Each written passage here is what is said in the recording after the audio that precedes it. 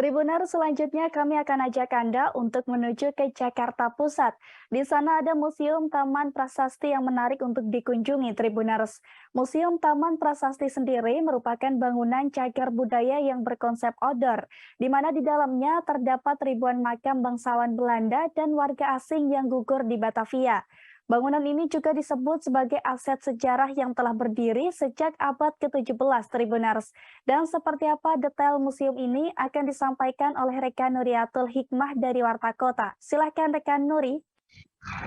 Ya, baik Ariska. Betul sekali bahwasannya Museum Taman Prasasti ini merupakan cagar budaya yang memang berkonsepnya itu terbuka, di mana lokasinya itu berdekatan sekali di samping kantor Wali Kota Administrasi Jakarta Pusat di Jalan Tanah Abang I, PTJ Selatan, Kecamatan Gambir, Jakarta Pusat. Di mana bangunan ini merupakan aset sejarah yang telah berdiri sejak abad ke-17. Nah, di mana sementara bangunan utamanya itu dibangun pada 1944. Di mana area ini tuh dibagi menjadi 4 area. Dulunya ini seluas 5,5 hektar dan bernama Pemakaman Umum Kebon Jahe Kober. Namun saat ini diangkat kepada untuk pemilik dari pemerintah daerah itu sendiri, maka kemudian dikelola dan sehingga menyusut menjadi hanya sekitar 1,3 hektaran. Nah, kemudian juga pada TPU ataupun berakhirnya TPU Kebon Jahe Kober menjadi TPU di taman pada saat pemakaman orang-orang di Batavia pada saat itu. Nah, ini tuh sudah diresmikan oleh Pemprov DKI Jakarta. Saat itu jenazahnya semuanya diangkat dan dipindahkan ke Taman Kusir, Pantai Pulau, serta ada juga yang dibawa ke Belanda. Sementara batu-batu nisannya ditata ulang dan diatur sedemikian rupa. Nah, tempat tersebut pun kemudian berubah menjadi Museum Prasasti dan diresmikan oleh Gubernur DKI Jakarta saat itu Ali Sadikin pada 9 Juli 1977. Nah, kemudian juga setelah itu di sini tuh ada 20 koleksi unggulan. Salah satunya adalah Olivia de Raffles yang merupakan istri dari Thomas Raffles gitu. Kemudian ada makam dari Sophie Leiden dan masih banyak lagi.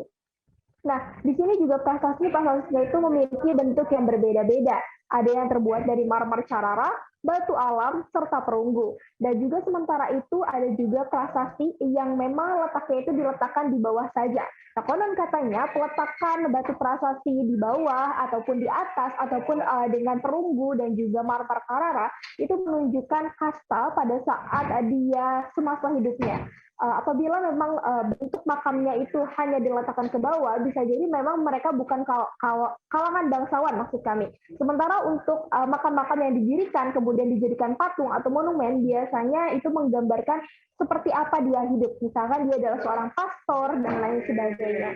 Nah, kemudian juga di sini ada beberapa area seperti area J, di mana area J ini ditempati oleh nisan-nisan bermarmer yang menyerupai sebuah buku. Dan salah satu yang menjadi objeknya adalah makam milik H.F. Roll yang merupakan dokter terkemuka pada masa Hindia Belanda.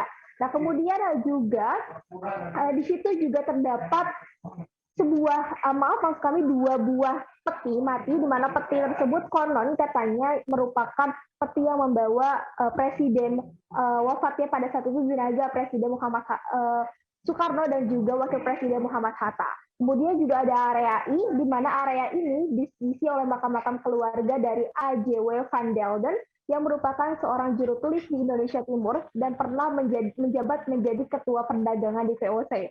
Kemudian juga ada area G, di mana area ini menghadirkan replika tembok peringatan Peter R. Bevel yang dihukum mati karena dia memiliki rencana untuk berontak dan melakukan makar di pemerintahan Hindia Belanda dengan cara mendulang ataupun mendapatkan dukungan dari para pribumi.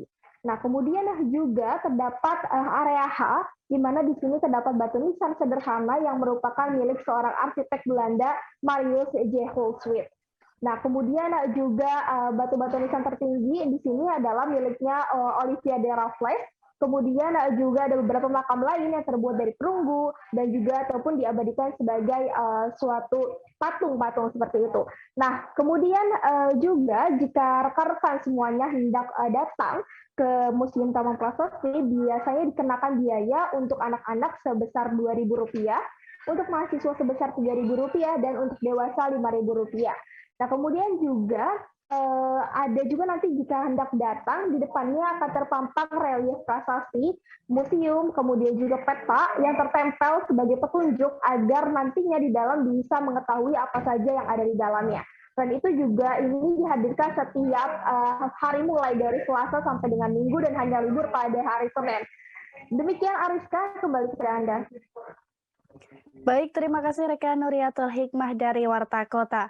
Dan Tribuners, rekan Nuri juga sempat berbincang dengan Yudi selaku pemandu wisata, serta salah satu pengunjung yang bernama Sugara. Berikut liputannya untuk Anda. Jadi Museum Prasasti ini adalah salah satu museum milik Pemprov DKI.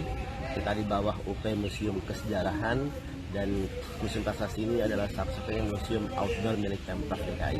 Nah, kenapa bisa disebut museum outdoor? Karena tempat ini awalnya adalah pemakaman khusus untuk warga asing yang tinggal di kota Batavia.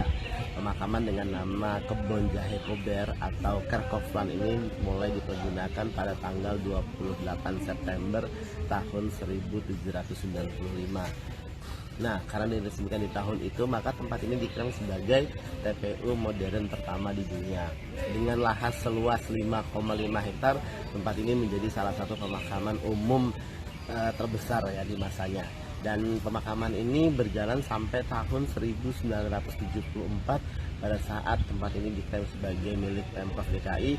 Semua jenazahnya kemudian diangkat, sebagian dipindahkan ke Tanah Kusir dan sebagian lagi dipindahkan ke Benteng Pulau.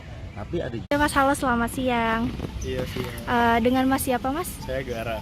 Dari asli Jakarta atau gimana? Oh enggak, saya tinggalnya di Gading Serpong. Oh, di Serpong. Sengaja datang ke sini untuk apa? Lagi ini aja sih, kayak emang kebetulan suka museum, suka galeri. Jadi sebelumnya udah pernah kesini, terus kayak teman mau kesini juga gitu. Jadi kayak sekalian bikin gitu. Kesini karena waktu itu pernah kesini juga. Terus kayak emang vibes-nya bagus ya. Kayak makamnya dan patung-patungnya gitu. Terus ada makam Hoki juga di situ. Kebetulan aku juga baca bukunya tentang dia. Makam siapa tadi? Suhoki. Oh, Suhokji. Iya, Oh, terus maksudnya